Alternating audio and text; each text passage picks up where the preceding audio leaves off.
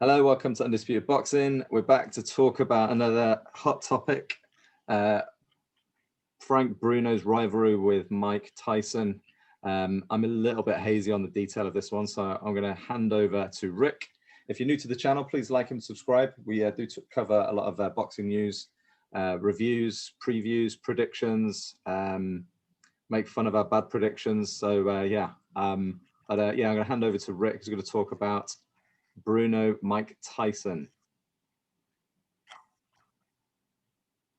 So we picked kind of two rivalries. So Abe's done his, and this is mine. And a bit like Abe, it's kind of one of the first things I remember in boxing, especially the first fight. But this is a rivalry that spanned quite a few years.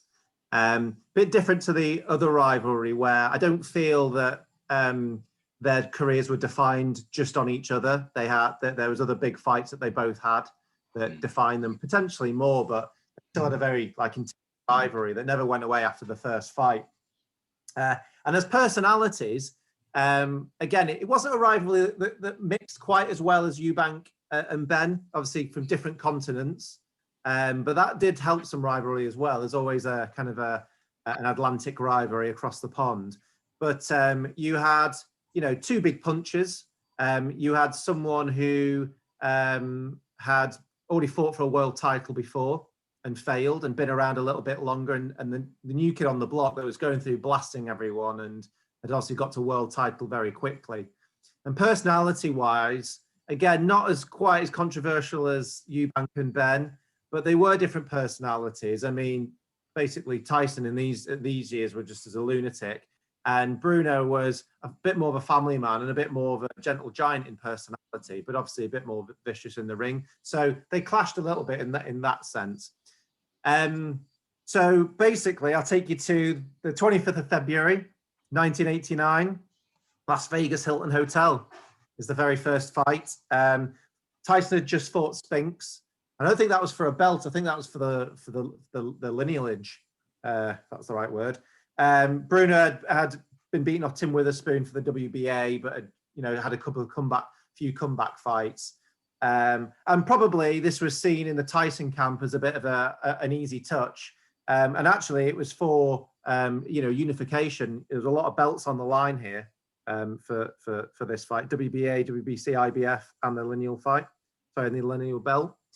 My memory of this fight is very, very limited in terms of pure memory. I know a lot more about it since. We, for whatever reason, I don't think Sky Sports existed, but we didn't watch it on TV. I remember listening to it on the radio. And I don't know if any of you have listened to boxing on the radio. It's a horrific experience if it's a fight you're really invested in. Yeah. I recently learned the Ruiz and Joshua won fight because I was at a wedding in France and didn't have exposure to anything. I had to listen to it on the radio. It's horrible because you're so behind everything. Yeah. But I remember this, and I remember, as he was a massive underdog, and the whole country was behind him, and come on, Frank, you can do it, kind of thing.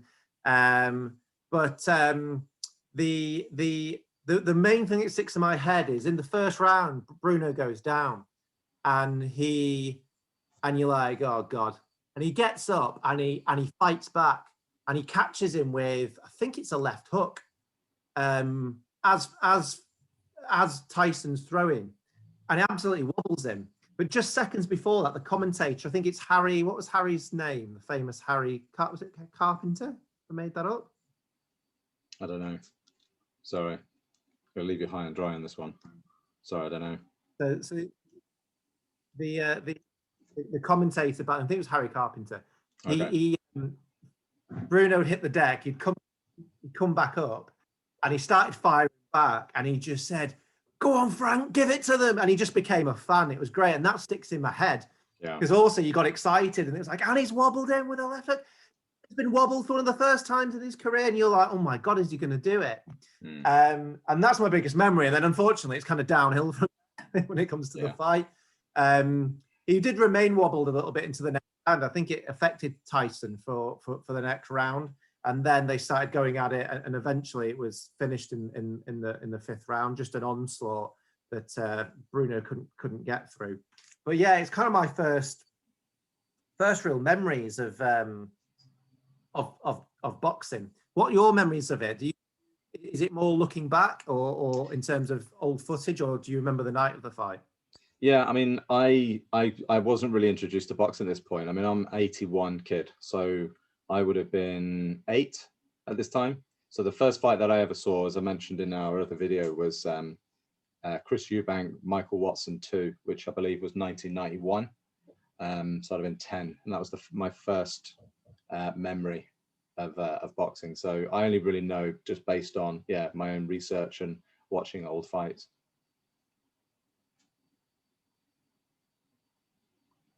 I remember it's the first. I mean, I'm an 81 kid, but I think I'm a few months older than you. I just remember it's the first. I remember watching football around that stage and that, but it's the first time I remember my dad being excited about some boxing. And I remember it was late at night, and I was allowed to stay up for it. I think it was like 2 in the morning, as it normally is with Vegas fights. And you know, that was very strange for me to be up as an 8-year-old at that time. And yeah, and I think that's probably what made it stick in my head a little bit more, that, you know, it was all a bit different from what I'm used to. My dad was never a boxing fan and never been a boxing fan, but I think it just showed how it captured everything. Yeah. You know, Tyson wasn't just a heavyweight and it wasn't undisputed. He was, you know, he got a lot of the belts. He was a megastar as well. He was, huge. You know, he was seen as Tiger Woods's and stuff like that. And for one to go in and have a go at him, it was, you know, it was a big thing. Well, one thing that's interesting as well, so this took place on the 25th of February in '89, but it was meant to take place in August '88 at Wembley Arena. So it does make you wonder if it would have been a different result if you got all those screaming fans, English fans, the year before. Probably not, but still, we'll never know. Why that fight was delayed was because you'll probably remember or heard about this. Tyson got into an actual street fight with Mitch Green, a guy who he'd fought a few fights before in the ring and beat. And Mitch Green got beat up basically, and Tyson broke his hand on his face. So it got delayed and then went into February, and that's too cold to take place at Wembley, and that's why it ended up in Vegas. But right. Yeah, it's just interesting to know what may or may not have happened. Yeah, I was curious to know why that would have been. I do remember Mike Tyson's ring walk was just like one tone, wasn't it? Used to just come into dun dun. Like, I mean, he must have won so many of his fights, either at that point or at the press conference, because he's just such an intimidating character. But at least, you know, Frank Bruno, he left it all in the ring, didn't he?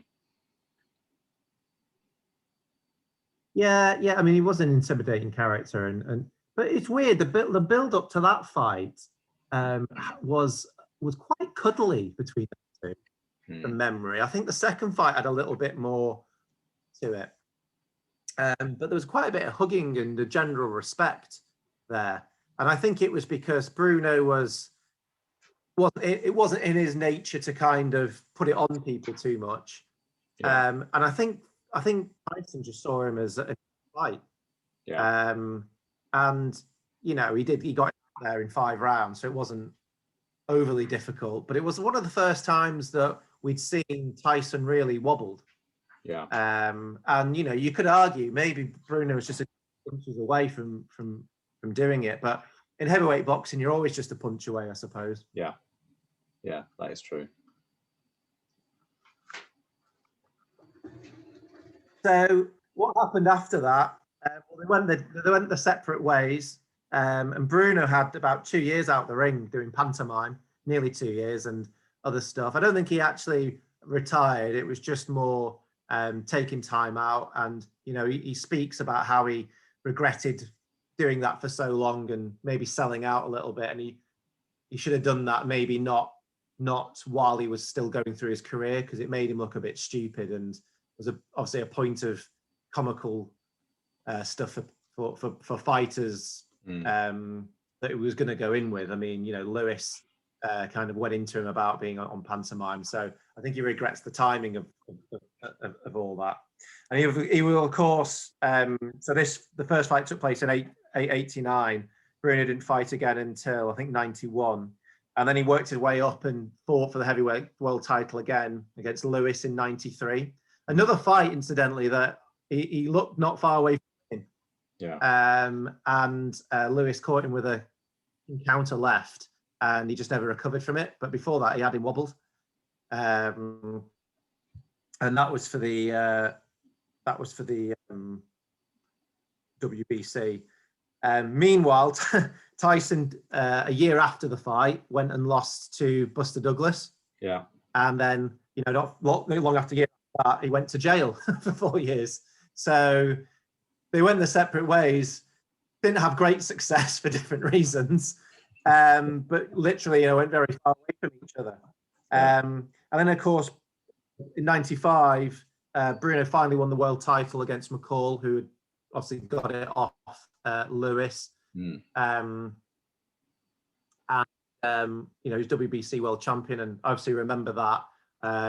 What's your memories of that, him winning the title finally? So you talk about listening to boxing on the radio. Another one of my early boxing memories was Frank Bruno beating Oliver McCall, and I was staying at my great uncle's house in North Wales, and I remember listening to it on the radio, and I can't remember exactly word for word, but he looked like he'd won like the 11th round and going into the 12th round, and it was almost like the way the commentator was describing it, as if he's just got to hold on for this round and he's going to be world champion, and the noise and the excitement. I remember it being quite late. I think it was Wembley Stadium, wasn't it, that fight against Oliver McCall?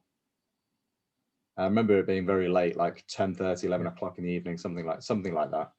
And I remember getting a little bit kind of like lump in my throat kind of feeling. The fact that Frank Bruno is finally going to win a world title. It's one of those early sporting memories that I have. The Ben Eubank and England versus West Germany in 1990, getting knocked out the semi-final World Cup. It's an early sporting memory, but very fond memories. But again, not a great way to to experience it on the radio. Yeah, I mean, I was actually watching. I remember being like right close to my dad. He was on his chair in front of the TV, and I was very close to him. And it was the TV commentators were saying, "Just hold on, Frank. Just hold on, Frank." Yeah. And when it was announced, the Land of Hope and Glory played, and all the glitter came down, and I had a lump in my throat. Yeah. Because you knew then what everyone went on and did. He became world champion, and it was. I think by then it was it fourth time lucky? Yeah, that was fourth time lucky. Yeah, it was Witherspoon, Tyson, Lewis, and then that. Yeah. So yeah, that was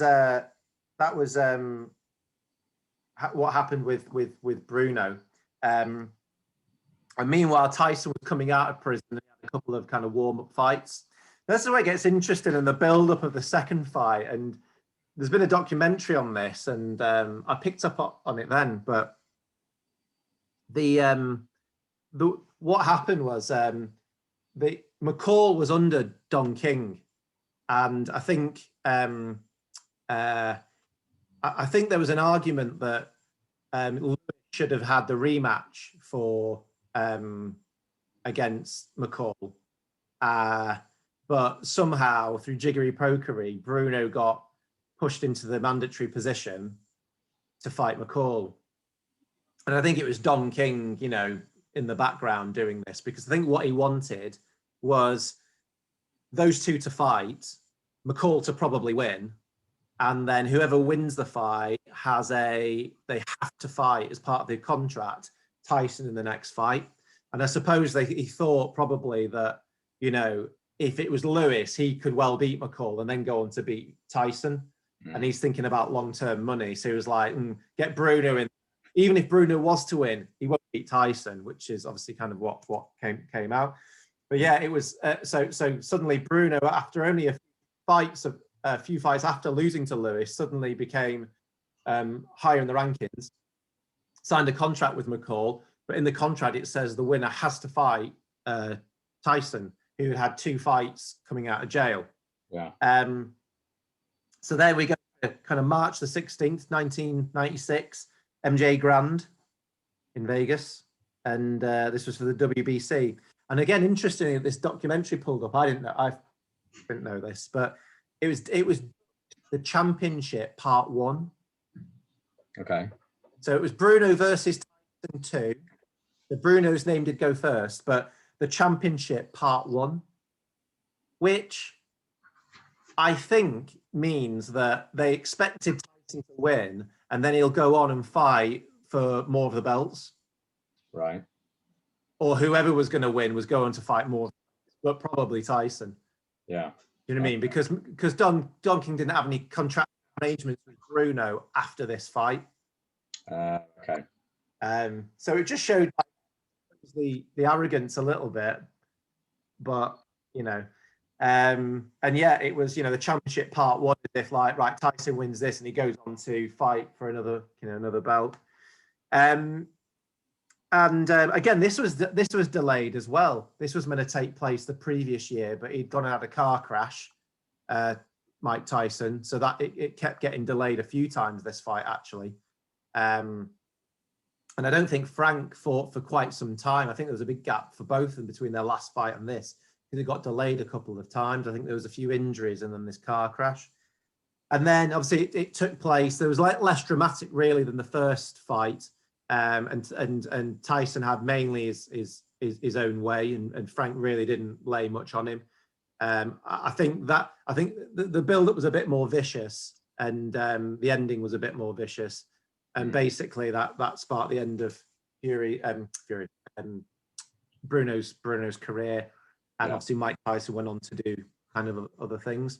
So what's your memory of the second fight? I remember watching that on TV.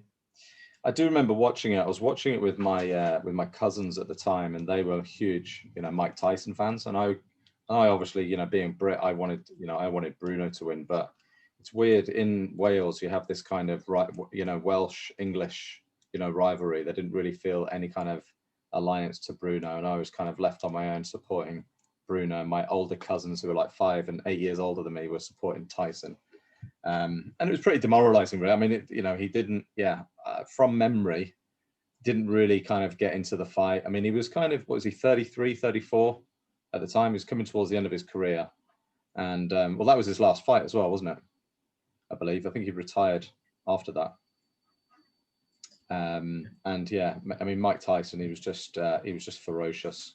I mean, he was probably even maybe on the slide then, would you say? I don't know. Post-prison, would you say Mike Tyson's prime? I mean, he was still like a beast. Yeah. Weirdly, I kind of went into the first fight not knowing anything, so I wouldn't even know what my opinion was. I was 8, but obviously that was 89, and then in 96, that's some 7 years on, I was 15, so I had more of an opinion. And I actually saw it as stupidly as a 50-50 fight going into it. And my reasoning was, I did think that Tyson was on the slide. I thought he'd slid a bit more because he didn't look great in his 2 warm-up fights. I suppose you never do. And it was kind of, he couldn't keep the ferocity up in fights as long as he once could. Yeah. Because he was just older. And I felt Bruno had learned to hold a bit more and survive a little bit more in fights. And even though he was 34, that's still not really old for a fighter, not for someone of the kind of fighter like Bruno. He was never like really quick or anything like that. And I just thought he'd have massive confidence now winning the belt. And it was actually, because I think everyone always saw Bruno, and maybe we all got this wrong, as he physically looked a great specimen, and you almost think he should probably dominate fights and win a lot more than he has. It's just more up here. Yeah. And I think there was an element of that. And I was almost, now he's won the title, I think it will unleash up here, and he'll go in. And though I think Tyson had a great chance, I saw it as a little bit, not sure quite 50-50 because it was over in America still, but again, a lot closer. Considering he went 5 rounds and rocked him first time, I thought probably. So I was really disappointed that it was, he didn't turn up really. And I think there was a lot more shenanigans going on before the fight. And I think he was a lot more intimidated, and I think he probably never got rid of the demons of the first fight. Yeah. You know, and unfortunately, and it went on, but a good rivalry to look back on, and you know, it spanned 7 years, though in between didn't do much with each other, but there's quite a lot of delays in fights and stuff like that. So the Bruno Tyson story did come and go, but it was around. It was big. Yeah. And then he obviously had the side show of Lennox Lewis. I always found the Lennox Lewis Frank Bruno rivalry quite interesting, even to this day. If you hear any Frank Bruno's interviews and Lennox Lewis interviews, they still don't have, you know, they don't have a great deal of respect for it. Well, respect is probably not the word. They probably respect each other, but they're not fans of each other. Put it that way. They don't speak. And I think there was always this sort of, I don't know, I always felt that Lennox Lewis was very envious of Frank Bruno's popularity in the 90s. You know, let's not forget Lennox Lewis, you know, fought for Great Britain as well, but he didn't have anywhere near the, you know, fame and notoriety and fanfare that Frank Bruno had. Frank Bruno was just absolutely loved by kids, you know, grandmas. You know, he was, you know, a real, you know, sort of crossover sports star, and he was everywhere. He was on the Jonathan Ross show. He was just everywhere. People just loved him. He's had such an infectious personality. And Bruno Lennox Lewis, going into their fight, everybody was rooting for Bruno, and I think that kind of irked Lennox Lewis a little bit. But yeah, I do find that sort of quite interesting. Yeah, I think you know, the rivalry is, you get some boxing rivalries that seem to kind of go on. I mean, I'd say that, you know, Eubank and Ben is a genuine rivalry, and they're still not over comfortable being around each other. I think that will just be that for life. And I think you're right. I think there's a longer lasting rivalry, Tyson and Bruno. Lewis and Bruno. More on Lewis than Bruno. Yeah. But I don't think, you know, when this was all done, and especially nowadays, I think Tyson and Bruno have zero rivalry and are quite comfortable in each other's company. Very much. Or would be. I don't think it's kind of, and I think as well, the way the two fights went, you know, they did sort out who was the better fighter. So I don't think, you know, Bruno would argue with anything really. So maybe that's what doesn't make it as bad. Yeah. So yeah, that's one of my to cover off. I thought good rivalry, good two fights, and takes me back down memory lane. Yeah, well, yeah, thank you. It's good to be educated on that, and also trip down memory lane. All right, awesome. Let's wrap it up. Thanks for everybody for listening. Let us know your thoughts. Please like and subscribe.